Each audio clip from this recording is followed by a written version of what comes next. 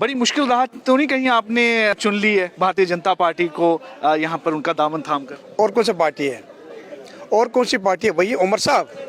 जिस उमर साहब ने इलेक्शन में यही बोला कि मैं 200 यूनिट फ्री दूंगा, मैं 12 सिलेंडर गैस फ्री दूंगा, घर घर चावल फ्री मिलेगा, किसी भी घर में मीटर नहीं लगेगा।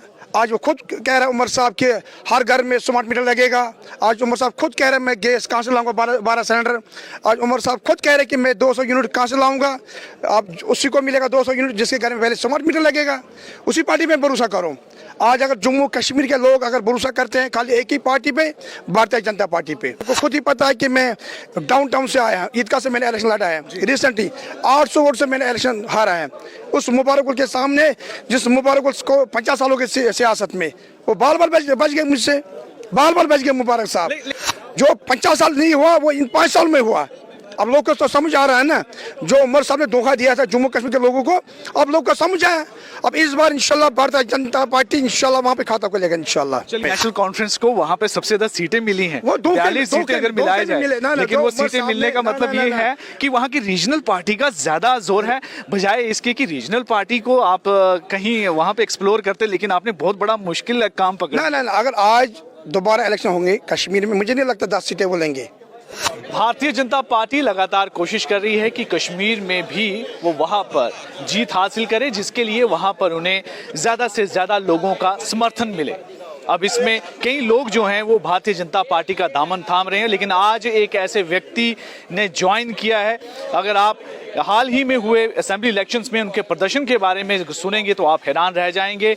मैं बात कर रहा हूं गुलाम नबी पालपुरी साहब की, जिन्होंने ईदगाह असेंबली कंस्टिट्यूएंसी से इंडिपेंडेंट कंटेस्टेंट के तौर पर जो है कंटेस्ट किया, और इनके अपोजिट में मुबारक गुल थे।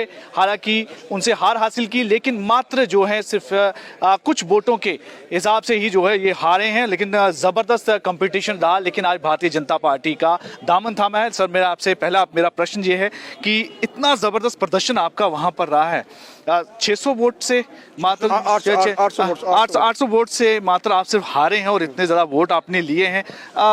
नेशनल कॉन्फ्रेंस को वहाँ पे सबसे ज्यादा सीटें मिली हैं, 42 सीटें अगर मिलाया जाए, लेकिन वो सीटें मिलने का मतलब ये है कि वहाँ की रीजनल पार्टी का ज्यादा जोर है, बजाय इसके कि रीजनल पार्टी को आप कहीं वहाँ पे एक्सप्लोर करते, लेकिन आपने बहुत बड़ा मुश्किल काम पकड़ा। ना अगर आज दोबारा इलेक्शन होंगे कश्मीर में, मुझे नहीं लगता 10 सीटें वो लेंगे। बड़ी मुश्किल राह तो नहीं कहीं आपने चुन ली है भारतीय जनता पार्टी को यहाँ पर उनका दामन थाम कर? और कौन सी पार्टी है? और कौन सी पार्टी है? वही उमर साहब। जिस उमर साहब ने इलेक्शन में यही बोला कि मैं 200 यूनिट फ्री दूंगा, मैं 12 सिलेंडर गैस फ्री दूंगा, घर घर चावल फ्री मिलेगा, किसी भी घर में मीटर नहीं लगेगा। आज वो खुद कह रहा है उमर साहब के हर घर में स्मार्ट मीटर लगेगा। आज उमर साहब खुद कह रहे हैं मैं गैस कहाँ से लाऊंगा 12 सिलेंडर। आज उमर साहब खुद कह रहे हैं कि मैं 200 यूनिट कहाँ से लाऊंगा। अब उसी को मिलेगा 200 यूनिट जिसके घर में पहले स्मार्ट मीटर लगेगा। उसी पार्टी पे भरोसा करो। आज अगर जम्मू कश्मीर के लोग अगर भरोसा करते हैं खाली एक ही पार्टी पे, भारतीय जनता पार्टी पे। अगर पूरे हिंदुस्तान में अगर बदलाव आया है वो आपने खुद देखा। हर घर जो काम हो रहा है, हर एक स्टेट में जो सड़कें बन रहे हैं, ब्रिजेस बन रहे हैं, रेलवे कनेक्टिव हो रही है, जो कुछ भी हो रहा है सिर्फ एक वजह से कि श्री नरेंद्र मोदी जी की वजह से काम हो रहा है। अब सब जम्मू कश्मीर के लोग चाहते हैं कि हम भारतीय जनता पार्टी ज्वाइन करेंगे। और आपको खुद ही पता है कि मैं डाउन टाउन से आया, ईदगाह से मैंने इलेक्शन लड़ा है रिसेंटली, 800 वोट से मैंने इलेक्शन हारा है। उस मुबारक के सामने, जिस मुबारक को 50 सालों के सियासत में वो बाल बाल बच गए मुझसे, बाल बाल बच गए मुबारक साहब। लेकिन उसमें मैं एक बात आपसे पूछूंगा, वो इंडिपेंडेंट के तौर पर आपने कंटेस्ट किया था, लेकिन आपको लगता नहीं है कि कश्मीर में भारतीय जनता पार्टी को उतना ज्यादा सपोर्ट नहीं मिलता है, और अब आप जब आएंगे तो शायद हालात बदल जाएंगे? जरा मुझे आप बता दो, जो लोग मेरे साथ आए कश्मीर से जम्मू तक, ये कहाँ से आए? ये यहाँ के, ये कौन है? ये भी वर्कर है ना, ये भी कश्मीर के लोग हैं। ये यहाँ क्यों आए? जो 300 किलोमीटर निकाल के यहाँ है जम्मू में, ये भी है ना भारतीय जनता पार्टी को ज्वाइन करने के लिए। इंशाल्लाह दिन ब दिन देखिए आप बदलाव आ जाएगा पूरे कश्मीर में। नेशनल कॉन्फ्रेंस को वहाँ पे सबसे ज्यादा सीटें मिली हैं, 42 सीटें अगर मिलाया जाए, लेकिन वो सीटें मिलने का मतलब ये है कि वहाँ की रीजनल पार्टी का ज्यादा जोर है, बजाय इसके कि रीजनल पार्टी को आप कहीं वहाँ पे एक्सप्लोर करते, लेकिन आपने बहुत बड़ा मुश्किल काम पकड़ा। ना अगर आज दोबारा इलेक्शन होंगे कश्मीर में, मुझे नहीं लगता 10 सीटें वो लेंगे। क्यों?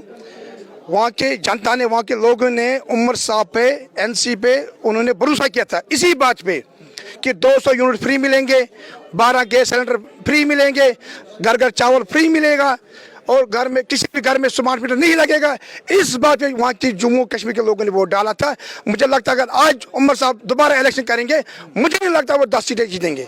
लेकिन वहाँ के लोगों में और आम जनता में एक परसेप्शन है भारतीय जनता पार्टी को लेकर, कभी ज़्यादा उनको इतने सपोर्ट मिलता नहीं है क्योंकि वहाँ की लोकल पॉलिटिक्स ज़्यादा हावी रहती है अपने कई मुद्दों को लेकर। तो क्या आपके पास स्ट्रैटेजी है कि जब आप आम लोगों के पास जाएंगे, कैसे विश्वास में लेंगे उनको आप? मुझे बोलिए आप एक चीज़, 70 साल तो चल रहे हैं ना नेशनल कॉन्फ्रेंस जम्मू कश्मीर, 70 साल में जो 15 साल में खासकर जो 5 साल जो वहाँ पे एलजी राज था जम्मू कश्मीर, आप देखिए कितना काम हुआ वहाँ पे जम्मू कश्मीर में। जो 50 साल नहीं हुआ वो इन 5 साल में हुआ। अब लोग को तो समझ आ रहा है ना, जो उमर साहब ने धोखा दिया था जम्मू कश्मीर के लोगों को, अब लोग को समझ आया। अब इस बार इंशाल्लाह भारतीय जनता पार्टी इंशाल्लाह वहाँ पे खाता खोलेगा इंशाल्लाह। चलिए उम्मीद करते हैं और एक बढ़िया जो है इनका अपना विश्वास देखने को मिल रहा है कि आने वाले समय में भारतीय जनता पार्टी कश्मीर में एक बहुत बड़ा जन मत जो है वहाँ पर जो हासिल करेगी। इस